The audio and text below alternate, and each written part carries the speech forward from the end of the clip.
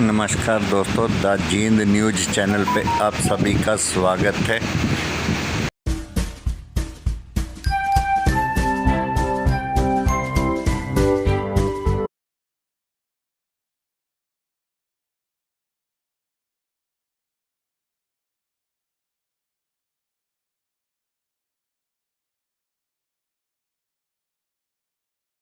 तो the Jind news channel पे आपका स्वागत है। जैसा कि हम आपको जींद की हलचल के बारे में बताते हैं, 2-3 दिनों से हम दिखा रहे हैं जो जींद चेयरपर्सन के चुनाव के बारे में चर्चा चल रही है जींद शहर में। इसके लिए कुछ शख्स पहले से सक्रिय थे। कोई साइकिल यात्रा लेकर चल रहा था, कोई पब्लिक के बीच में कोई सामाजिक यात्रा लेकर चल रहा था, भाई चुनाव लड़ेंगे। पर उनकी आशाओं के ऊपर सरकार ने पानी फेर दिया। जींद की सीट को महिला रिजर्व करके, जनरल महिला रिजर्व करके एक उनकी आशाओं को अरमा बह गए।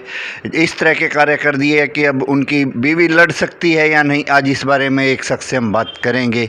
जल्द ही आपको दिखा रहे हैं उस शख्स का जो कि किसी पहचान का मोहताज नहीं, खुद ही एक पहचान है वो। तो आज आपका परिचय हम करवा रहे हैं जींद के एक व्यक्ति जो कि किसी परिचय के मोहताज नहीं है, सुनील वशिष्ठ, जो कि शायद मेरे हिसाब से एक तमन्ना लिए हुए थे जींद नगर परिषद चेयरमैन का चुनाव लड़ने की, पर उनकी आशाओं के आंसू अरमान में बह गए। अब उनसे बात करते हैं वो आगे किस तरह की नीति लेकर चल रहे हैं। हमारे चैनल पर आपका स्वागत है सुनील जी। थैंक यू जी मित्रा जी। जैसा कि आप एक चुनाव लड़ने की इच्छा लिए हुए थे, किसी न किसी रोड की समस्या को आप उठा रहे थे, पर अब महिला रिजर्व होने के बावजूद क्या आप अपनी पत्नी को चुनाव लड़ाने का इच्छा रखते हैं? पहले तो आपको बता दूं, मैं ऐसी कोई ना तो मेरी महत्वाकांक्षा थी ना इच्छा थी। एक ही इच्छा थी कि इस जिंद की समस्याओं का समाधान कोई करवा दे। हम क्योंकि धरातल पर समाधान के लिए पिछले 7-8 साल से 10 साल से काम कर रहे हैं। लोगों को भी ये लगता था भी ये लोग शायद चुनाव के लिए कर रहे हैं। हमारा ये प्रयास अब भी जारी रहेंगे। आपके माध्यम से सबको मैं बता देना चाहता हूँ कि जब से महिला रिजर्व आई है, मेरी महिला क्योंकि मेरी वाइफ क्योंकि पहले ही सरकारी नौकरी में है, इसलिए ये चुनाव कम से कम हम नहीं लड़ पाएंगे। मतलब आपके हिसाब से तो फिर यही है भाई, आप अगर चुनाव लड़वाना चाहे तो एक सट्टा खेला जाएगा आपकी तरफ से। क्योंकि ऐसा ना तो कभी क्रेज़ रहा चुनाव का, ना अब ऐसा क्रेज़। बड़ा शांतिपूर्वक जीवन में विश्वास रखते हैं, लेकिन इस बार हमारी भूमिका थोड़ी सी हम बढ़ा रहे हैं। हम एक जागृति अभियान पूरे जींद में हर वार्ड में उन पार्षदों के लिए जो पिछले 5-10 साल से विशेषकर चेयरमैन को जो बार्गेनिंग करके जो रुपये ऐंठने का काम कर रहे हैं, उनके खिलाफ जींद की जनता को जागरूक कर बेहतरीन जनप्रतिनिधि चुनने में जींद की जनता का सहयोग करेंगे। आप कैसा प्रतिनिधि चुनना चाहेंगे? किसी राजनीतिक पार्टी का, सामाजिक या व्यक्तित्व विशेष कैसा होगा आपके नज़र से? सीधा 2 लाइनों में हमारा भ्रष्टाचार और कमीशन मुक्त नगर परिषद को जो कर दे, गंदगी, आवारा पशु, कुत्ते, बंदर और जिस तरह की जो छोटी छोटी समस्याएं उनसे मुक्त जींद को कर दे, सुंदर पार्क और सार्वजनिक शौचालय साफ़ हों।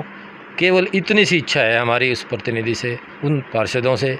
वो कोई भी हमें गारंटी दिलवा दे, कोई भी हमें विश्वास दिला दे कि हम इनके लिए काम करेंगे। आपके चेयरपर्सन में किसी पार्षद का कोई ही महत्व ही नहीं रहता।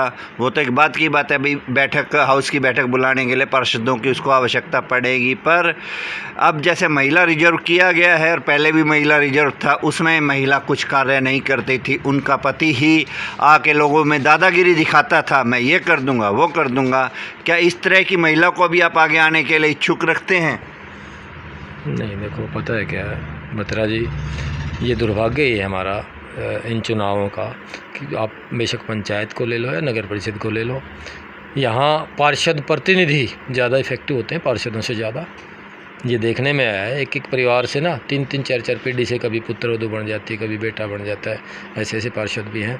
तो ये एक आम सी धारणा है कि किसी की महिला चेयरमैन लड़ेगी तो वो महिला बनकर ही रह जाती है, वो चेयरपर्सन बन के नहीं रहती। हमने पिछले 5 साल में किसी चेयरपर्सन को सीधी मीडिया के सामने आते हुए नहीं देखा।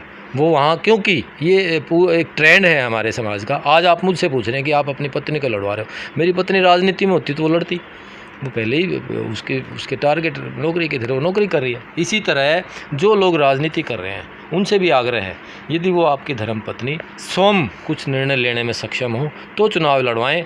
सारे फैसले आप नहीं ले पाओगे।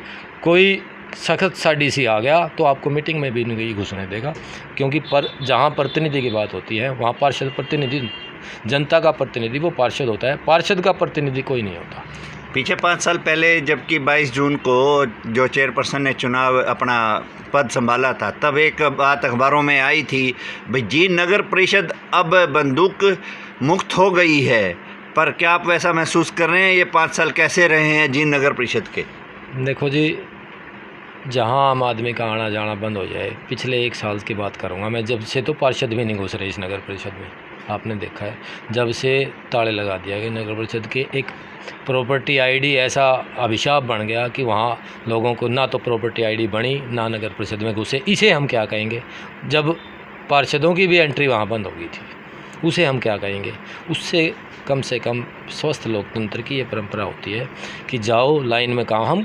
मैं ये कहता हूँ कि लाइन में लग के यदि आपके काम हो रहे हैं तो आपको दफ्तर के भीतर जाने की भी ज़रूरत नहीं पड़ेगी।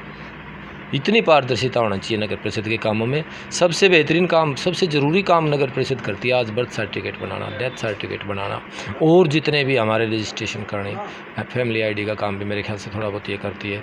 हमारी सफाई की व्यवस्था नगर परिषद देखती है, हमारी गलियाँ ये बनाती है। यदि ये इन कामों में पारदर्शिता आ जाए, उसमें विधायक का भी योगदान थोड़ा सा और ज़्यादा होना चाहिए, क्योंकि वो मेंबर हैं।